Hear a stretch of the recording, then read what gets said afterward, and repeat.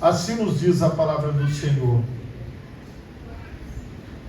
E disse Pedro: eis que nós deixamos tudo e te seguimos. Amém?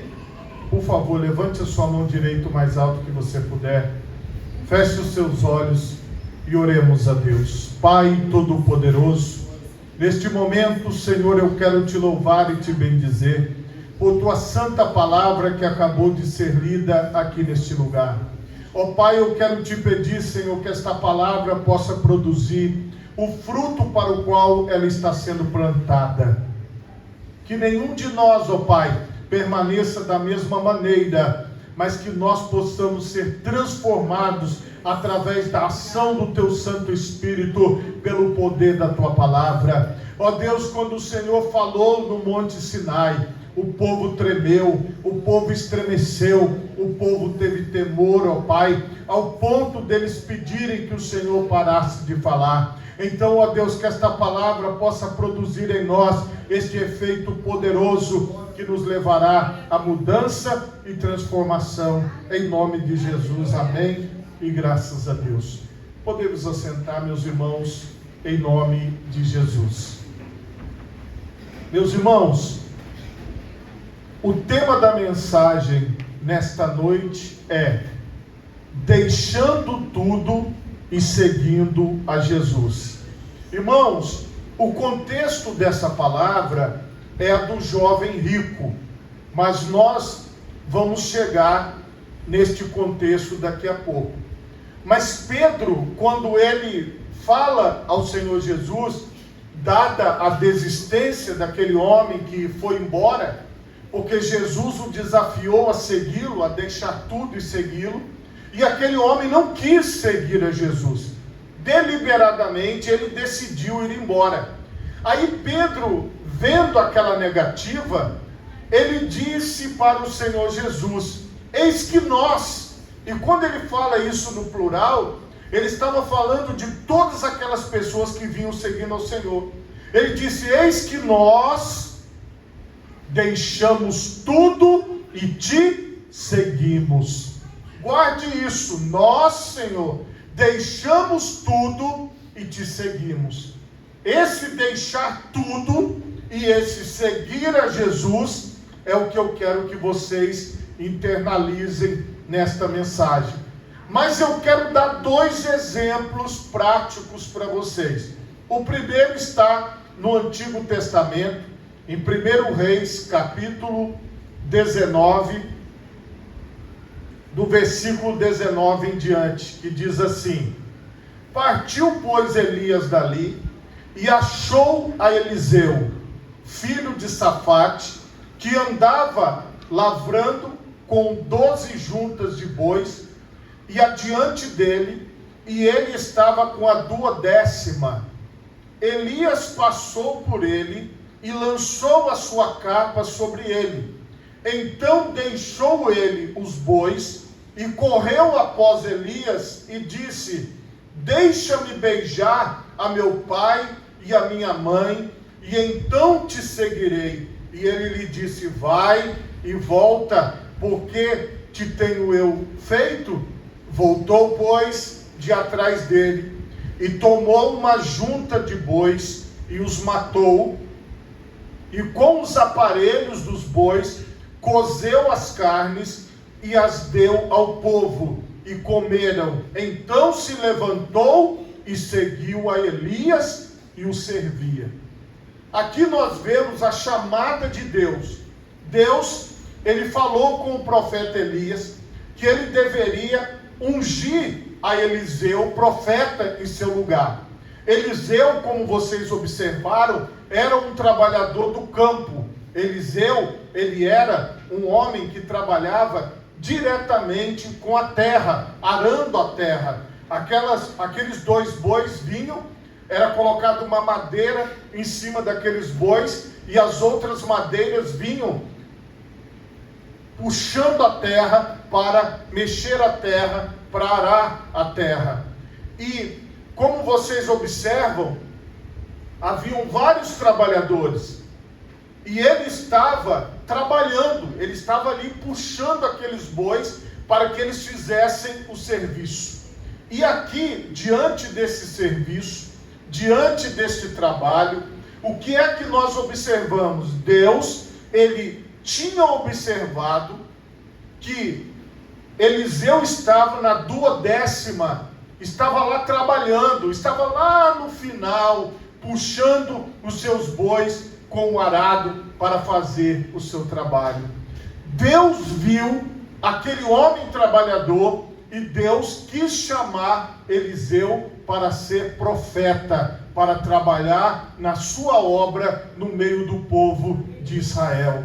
Deus, ele falou primeiro com Elias.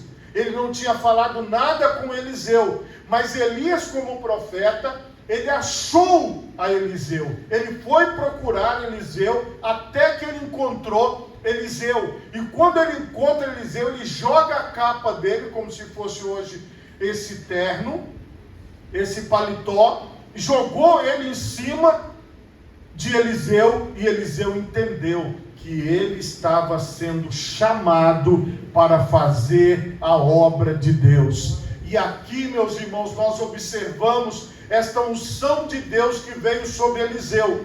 Porém, todo mundo conhecia o ofício dos profetas. Os profetas, eles tinham que se dedicar ao Senhor, em ouvir a mensagem de Deus e transmitir a mensagem de Deus para as pessoas.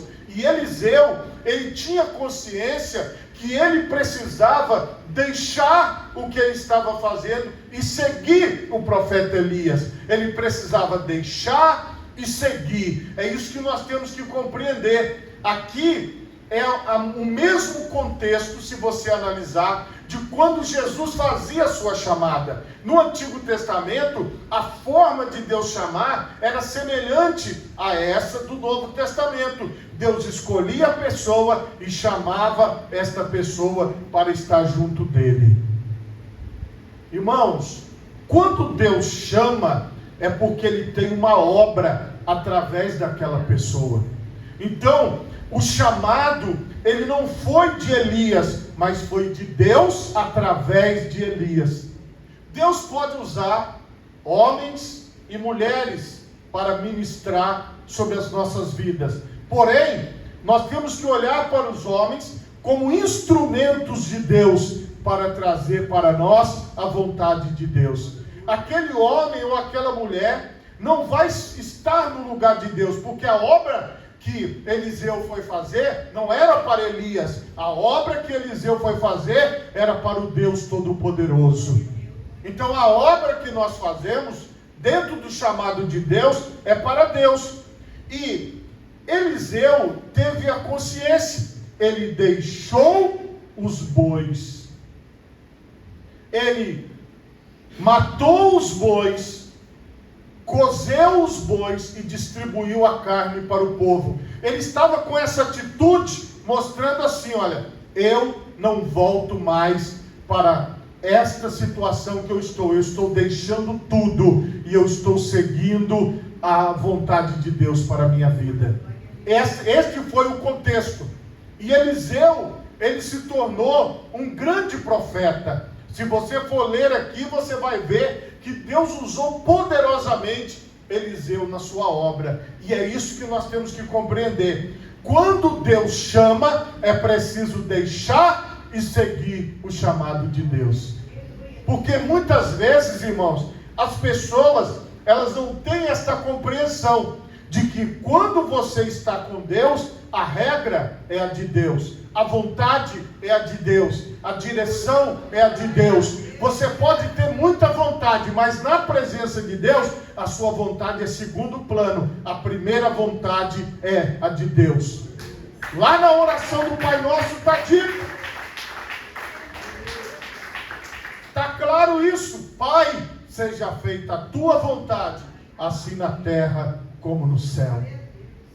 Quando Eliseu atendeu esse chamado de Deus para a vida dele, vocês viram aqui, não teve curso, não teve muita conversa, não teve muito papo, mas teve algo da parte de Eliseu. Ele deixou tudo e seguiu ao profeta, entendeu? Ele entendia que o chamado de Deus era para ele seguir o profeta, para ele seguir Elias. Este era o entendimento, e ele entendeu isso ali em poucos segundos.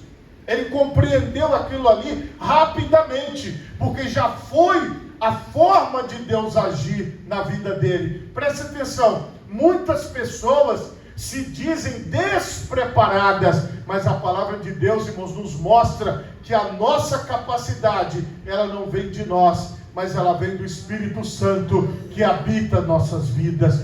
O Espírito Santo, ele te capacitará, mas você tem que ter a visão: eu preciso deixar e seguir, deixar e seguir. E depois lá no final nós vamos entender. Esse foi o primeiro exemplo. O segundo exemplo que eu quero mostrar para vocês está em Mateus capítulo 9,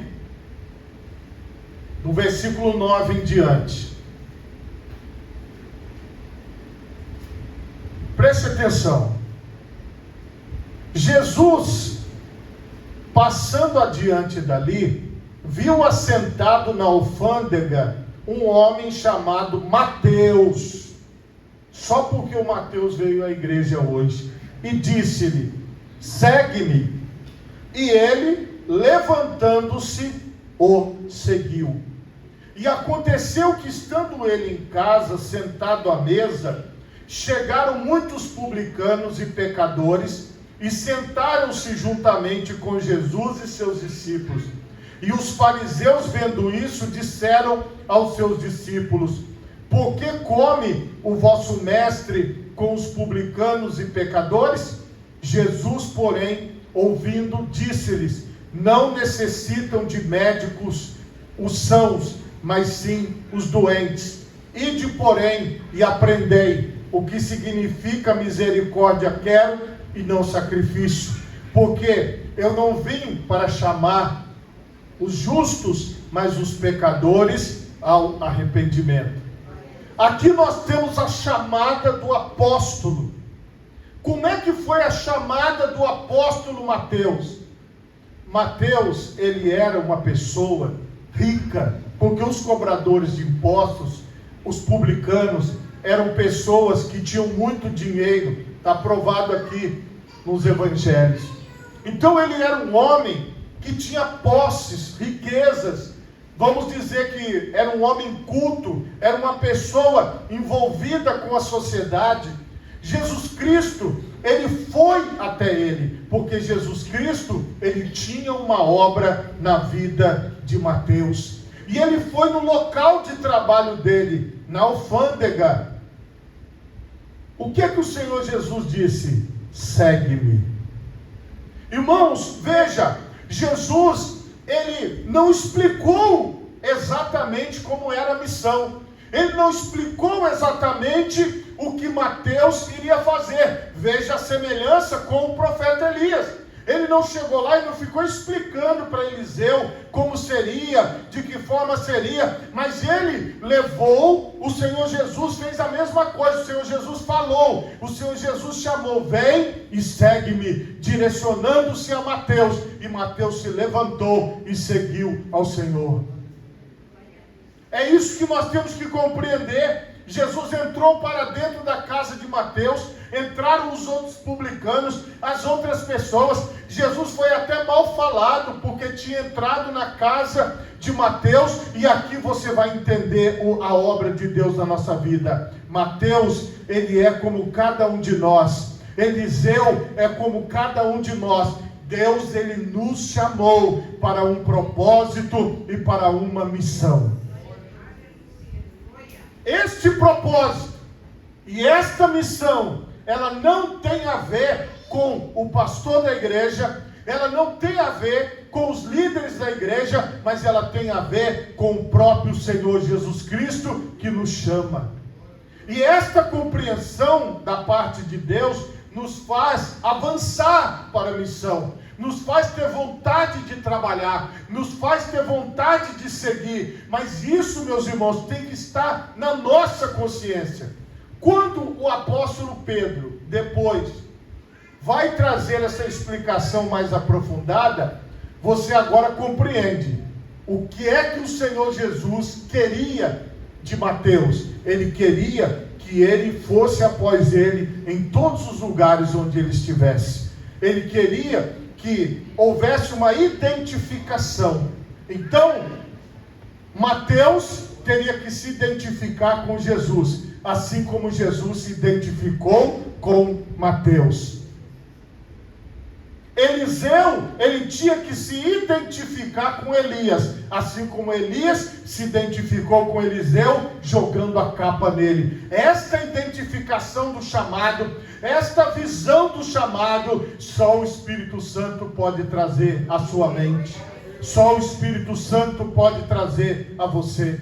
Porque a maioria das pessoas não consegue entender que nós somos instrumentos de Deus. A maioria das pessoas acha que a obra é do homem. A maioria das pessoas acha que a obra é do pastor, é do líder, é da pessoa que está dirigindo o trabalho. Mas não é. A obra é de Deus. O chamado é de Deus. A direção é de Deus.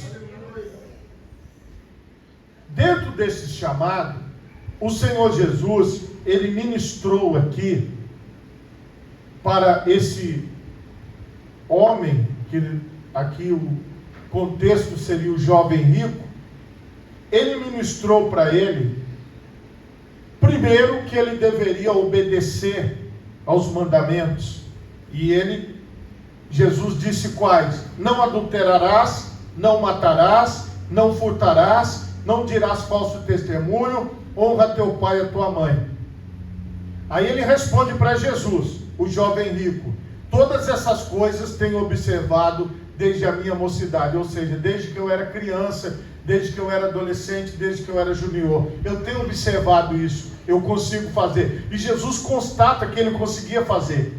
A maioria de nós, irmãos, que crescemos nesse país, o Brasil, um país cristão, nós sabemos o certo e o errado. Nós aprendemos isso onde nós crescemos. As pessoas nos orientaram na nossa família, na escola, nos lugares onde nós fomos. A maioria de nós aqui recebeu uma instrução do que é certo e do que é errado, e a maioria cumpre, a maioria faz aquilo que é certo, e nós observamos isso no dia a dia. Uma minoria é que pratica maldade, que pratica crueldade, mas a grande maioria procura andar certo. Só que o que acontece? Jesus, ele traz uma palavra para aquele jovem dizendo: ainda falta alguma coisa para você, ainda falta algo a mais que você precisa fazer. E é este algo a mais que muitas pessoas não conseguem fazer, que muitas pessoas não conseguem atender. Elas até conseguem ficar longe de confusão, longe de problema,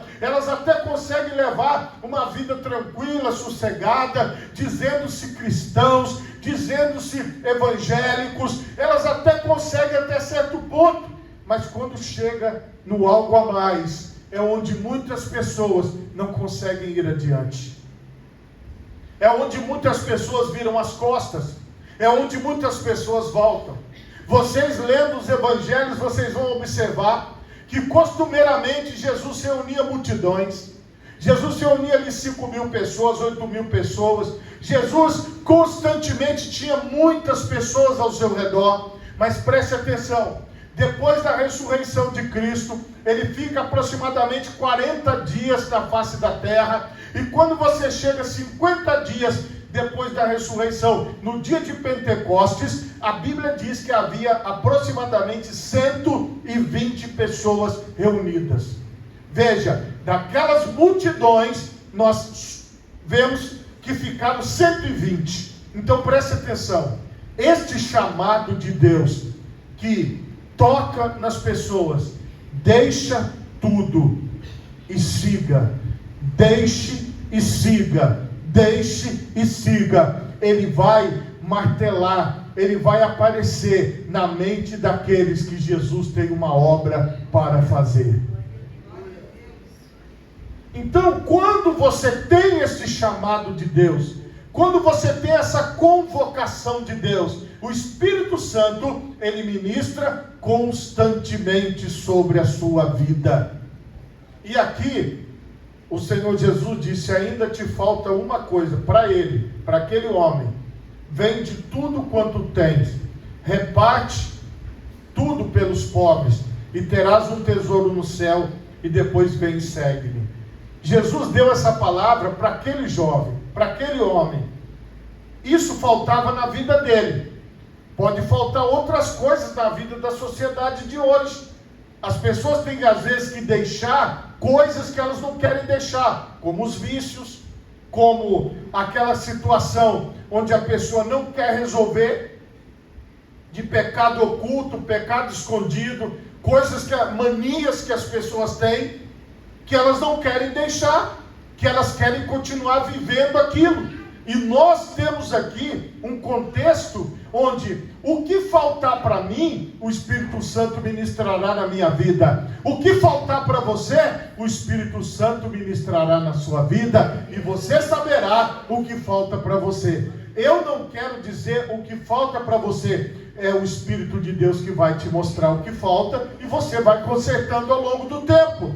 Consertando para quê? Para chegar neste nível. O nível que o apóstolo Pedro diz, ele falando deles que estavam com Jesus: eis que nós deixamos tudo e te seguimos. Porque a realidade daqueles apóstolos era de Mateus, que deixou a alfândega, deixou a coletoria de impostos, deixou o seu trabalho para trás e seguiu a Jesus. Quando nós chegamos nos nossos dias, no tempo da igreja, porque nós vivemos a era do Espírito Santo, nós vivemos a era da igreja, o que nós temos que fazer? Nós temos que fazer igual Eliseu, matar as galinhas que a gente tem lá em casa, os patos, os passarinhos e distribuir? Não.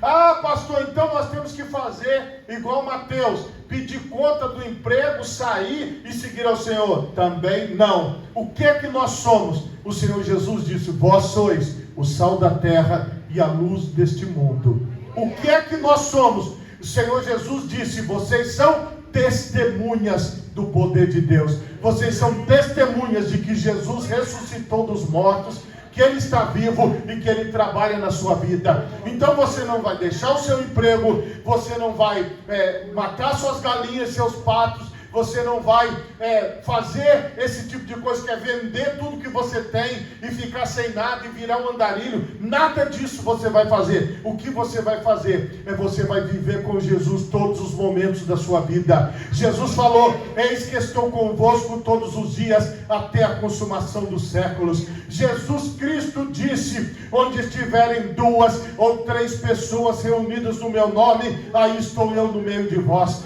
Jesus Cristo, Ele nos enviou a pregar o Evangelho a toda criatura. Então, em qualquer lugar onde você estiver, você vai ser um pregador do Evangelho, você vai ser uma pessoa que vai orar, você vai ser uma pessoa que vai adorar, você vai ser uma pessoa que vai ministrar, porque nós somos igreja, então todos nós temos o chamado. Há pessoas que só você alcançará. Há pessoas que só você poderá ministrar sobre elas. Por quê? Porque é o chamado de Deus para a sua vida. Irmãos, existem chamados específicos? Sim, mas eles são raros.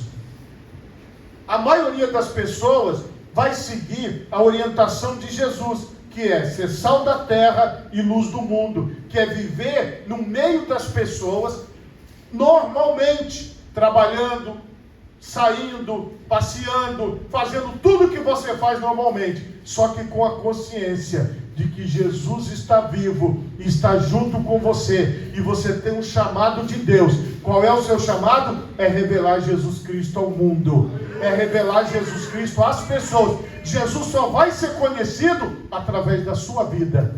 Jesus, ele não será conhecido através da internet. Jesus não será conhecido através dos meios de comunicação, como o rádio e como a TV aberta. Jesus será conhecido através do seu testemunho, da sua vida no altar, porque as pessoas vão olhar para você, vão ver o seu comportamento, e vai acontecer como aconteceu em Antioquia. Os discípulos foram chamados de cristãos porque eles se pareciam com Jesus, na forma de falar, na forma de se comportar e na forma de agir.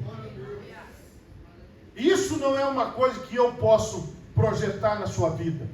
Isso não é uma coisa que Elias projetou em Eliseu, mas é algo que Jesus projetou em Mateus, e é algo que Jesus projeta em cada um de nós. O seu caráter, o seu pensamento, a sua forma de ser, a sua forma de agir. E isso, meus irmãos, essa consciência é a que o apóstolo falou: nós deixamos tudo e te seguimos.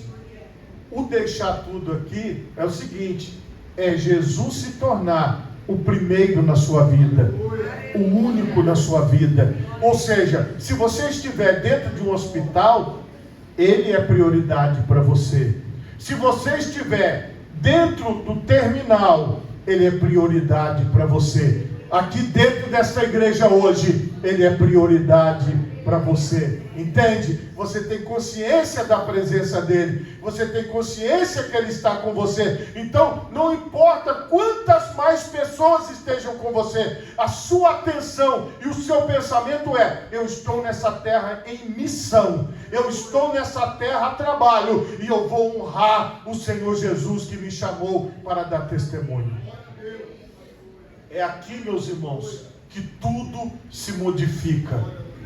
É aqui que você recebe a direção de Deus. Quando você compreende que você tem um chamado de Deus para ser sal da terra, luz do mundo, e que você já deixou tudo.